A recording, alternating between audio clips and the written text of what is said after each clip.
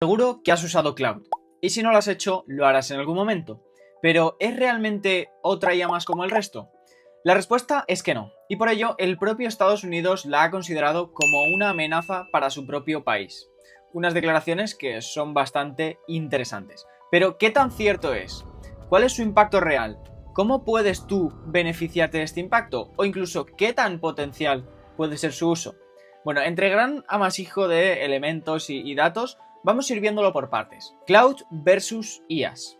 Esto está muy de moda y seguramente que lo hayas comentado con gente de tu alrededor, ¿no? El qué IA usas tú, cuál o con qué herramienta de IA has hecho esto, etcétera, etcétera, etcétera. Incluso verás vídeos y dirás, oye, ¿esto está hecho con IA o no? Bueno, pues para entender un poco más esto, tenemos que saber que las IAS funcionan como bases de datos enormes, es decir, unas cajas que contienen muchísima información, ya sea de internet o fuera de ella, y que mediante un sistema que se llama de embeddings, cogen esa información más relevante, en base a lo que nosotros o el sistema le pida hacer. Para ello coge esa información y después, una vez mezclados todos esos puntos, nos da una respuesta, que es lo que nosotros veríamos, por ejemplo, cuando nosotros le preguntamos algo al chat y nos devuelve una información. La cuestión aquí no reside tanto en qué IA utilizar, sino cómo y por qué usar esa IA. Como en cualquier ámbito, lo más idóneo tanto para los usuarios como para las propias empresas reside en el equilibrio entre el coste y las capacidades que nos van a ofrecer. Hay IAs más inteligentes, hay otras que son mucho menos, pero también hay IAs que son útiles para un caso de uso y otras en las que no, en las que sus capacidades no llegan hasta tanto. Y eso es básicamente gracias a los modelos que se utilizan. Por ejemplo, si tú entrenas o quieres entrenar un deporte de contacto, pues sabes que hay muchos, pero si te quieres especializar en uno de poder dar patadas, pues lógicamente el boxeo no es uno de ellos. Así que aquí al final con las IAs es un poco lo mismo, encontrar ese match entre lo que se busca y la respuesta que nos da. Ahora bien, lo que más interesante me parece de todo esto no es no solo hablar, sino ver de manera visual cuáles son las características fundamentales, ya no tanto de cada IA, que eso está muy visto y demás, sino entender realmente cuál es el impacto que generan y hacia qué punto va cada una de ellas, porque eso es muy importante, saber qué estoy utilizando y por qué lo estoy utilizando. Y sobre todo, quién se beneficia y cómo de todo lo que hay detrás.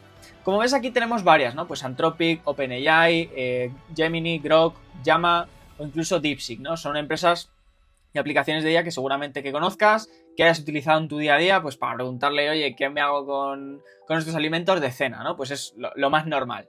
Pero tenemos que entender que en función de cada uno de estos sistemas que utilicemos, vamos a tener mejores respuestas u otras para el contexto en concreto.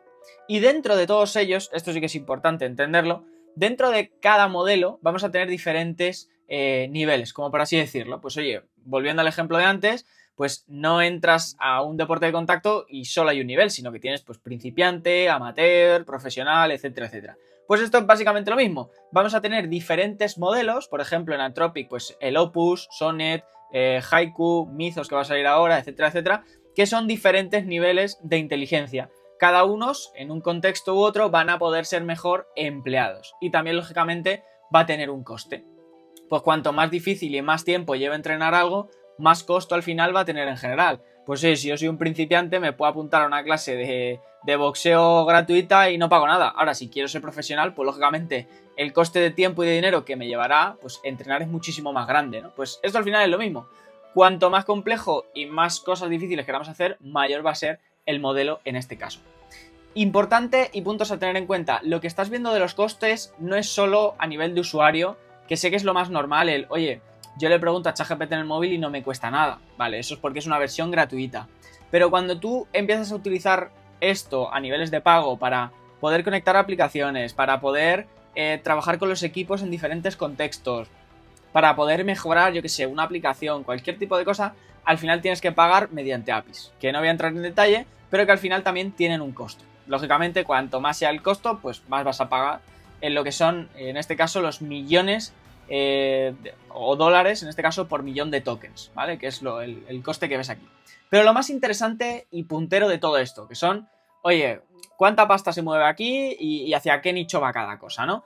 Bueno, realmente tenemos que entender que tanto OpenAI como Gemini, que son las que más se utilizan por la facilidad, etcétera, etcétera, etcétera, estamos hablando que tiene una cuota de 810 millones ChatGPT y 710 millones aproximadamente de usuarios cada uno de ellos. O sea, al final están básicamente con una cuota de casi el 70% de usuarios, ¿vale? Pues es la aplicación que más se usa en el contexto de poder preguntarle cosas a nivel retailer, como nosotros. Pues oye, preguntas fáciles, matemáticas, quiero hacer un diseño de X, ¿cómo lo hago?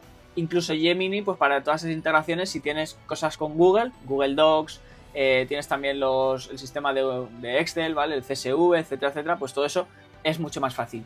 Pero luego, y es una parte que a mí me interesa mucho más, tiene que ver con todo el contexto de para qué se usa Anthropic y por qué la estamos categorizando como una empresa un poco más diferente.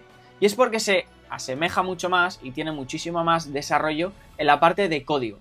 Al final, todo lo que hacemos, este vídeo que estás viendo, dónde se sube a YouTube, etcétera, etcétera, está creado con código. Líneas de código que hacen que los ordenadores funcionen mucho más rápido, que tú puedas hacer cosas, etcétera, etcétera. Bueno, pues en este caso, Cloud se enfoca principalmente en código. ¿Y dónde está el código? Pues en las empresas. Y al final las empresas son las que utilizan toda esta tecnología para poder funcionar. Punto positivo y punto negativo de todo esto.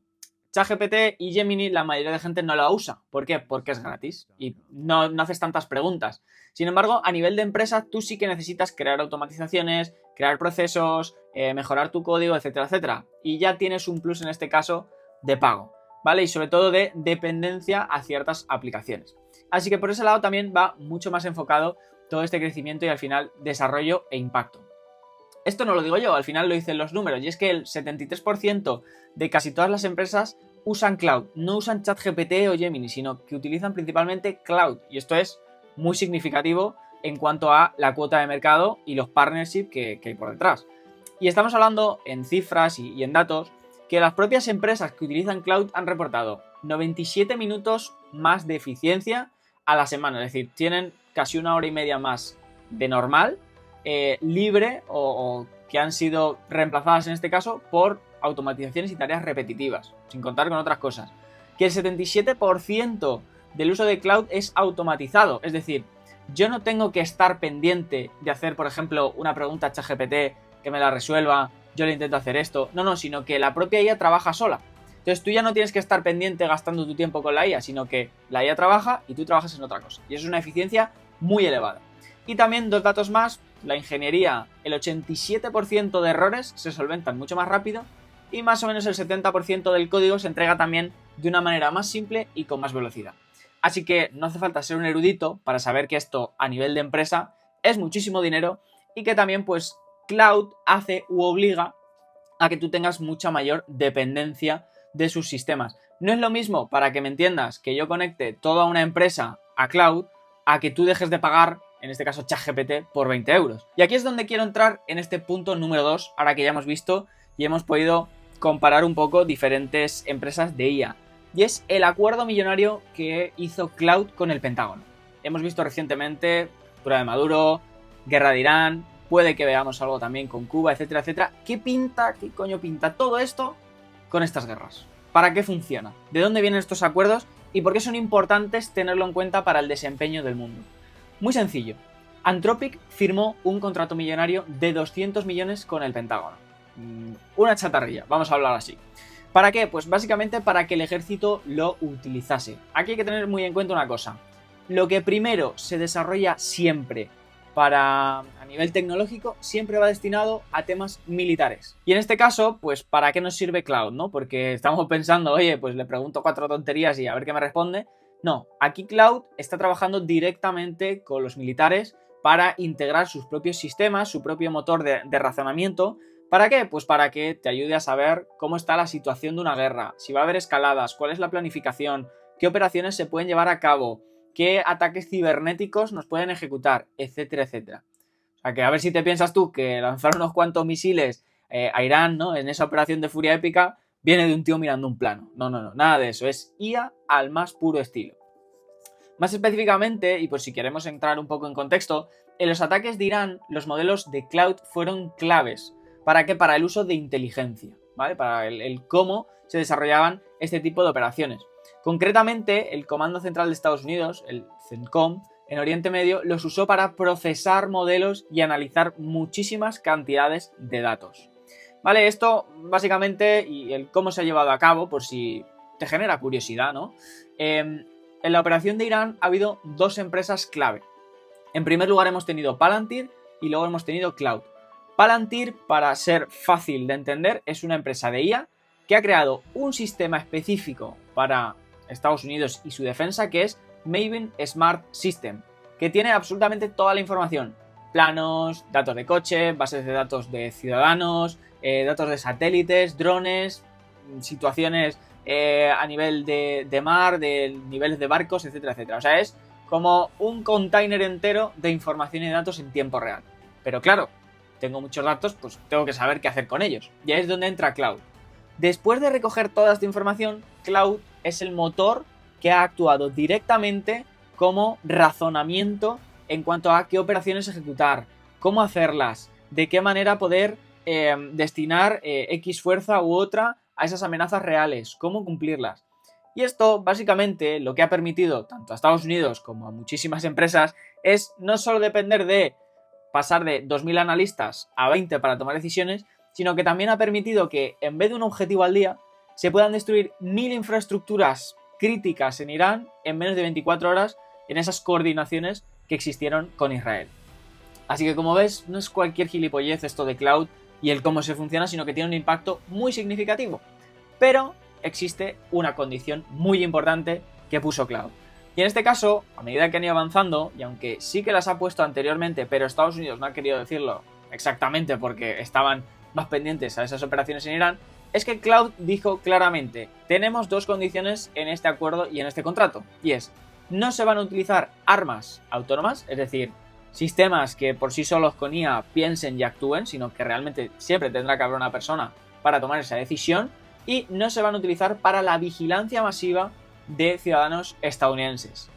Ya sabemos esto, por ejemplo, que los chinos no lo llevan un poco mal y siempre te tienen chequeado por las cámaras. Pues es un poco ese sistema. Ahora bien, hubo un encontronazo directo a nivel ético y de cómo se utilizan estas cosas con Estados Unidos. Concretamente, le dieron un ultimátum desde el despacho Oval y Defensa al propio CEO de la empresa y le dijeron: si no cumples estas condiciones te pueden pasar tres cosas, o incluso las tres a la vez. La primera, rescindimos el contrato de 200 millones y hasta luego, buscamos otros competidores, en este caso para meterte más presión. Segundo, te podemos calificar como riesgo en la cadena de suministro. Esto quiere decir que cualquier empresa que esté utilizando Cloud o Anthropic, que da igual, no va a poder utilizar tus sistemas si trabaja con el gobierno de Estados Unidos. Así que esto al final también pone presión en las otras empresas porque van a tener que dejar o les obligan a dejar de usar esos servicios. Y aquí hablamos de empresas importantes: Amazon Web Service para centros de datos, hablamos de empresas como Palantir, empresas como Microsoft, o sea, no cualquier pyme española que podamos pensar, ¿vale? Y también puede existir la posibilidad de que se aplique la Ley de Producción de Defensa de 1950, que obliga legalmente, pues por estar en Estados Unidos, bla, bla, bla, bla, a que toda la tecnología que exista, por ley, se la pueden quedar ellos.